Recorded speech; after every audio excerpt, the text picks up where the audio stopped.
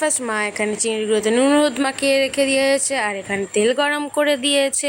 তারপর মা তেলে এক এক করে চিংড়িগুলোকে দিয়ে দিয়েছে ভাজা করার জন্য। তোমরা ভিডিওটাকে একটা লাইক করে দিও। চিংড়িগুলো যখন ভালোভাবে ভাজা হয়ে গেছে তখন মা চিংড়িগুলোকে এক এক করে তুলে দিচ্ছে। এইভাবে প্রত্যেকটা চিংড়ি ভালো মতোভাবে হালকা ফ্লেমে ভেজে নিতে হবে। ততক্ষণে প্লিজ চ্যানেলটাকে সাবস্ক্রাইব করে দিও। তারপর চিংড়িগুলো যখন ভাজা হয়ে যাবে তখন সেই একই তেলে আলুগুলোকে ভাজার জন্য দিয়ে দিতে হবে। তারপর মা এঁচড়ের পরিমাণ থেকে এখানে 3টে পেঁয়াজ আর টমেটো কেটে নিয়েছে আর এখানে এঁচড়গুলোকে কেটেও সেদ্ধ করে নিয়েছে। তারপর মা সেই আলুগুলোতে নুন আর হলুদ অ্যাড করে দিয়েছে।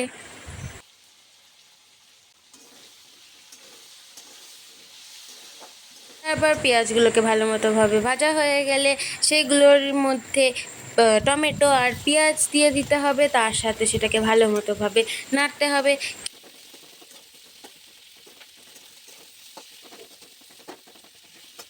তেলের পরিমাণ কম হয়েছিল বলে মা এখানে অল্প একটু তেলও দিয়ে দিয়েছে।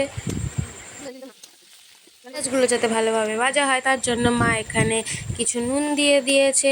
তারপর যখন এগুলো ভাজা হয়ে যাবে ভালো মতো তার সাথে এঁচড়গুলোকে দিয়ে দিতে হবে। আগে এঁচড়গুলোকে সেদ্ধ করে নিতে হবে যাতে পরে সমস্যা না হয়। ফ্লেভার আসার জন্য মা এখানে 1 চামচের হাফ চামচ চিনি অ্যাড করে দিয়েছে। তোমরা চাইলেও নাও দিতে পারো। মা এখানে 2 চামচ কাশ্মীরি লঙ্কার গুঁড়ো দিয়ে দিয়েছে ভালো কালার হওয়ার জন্য।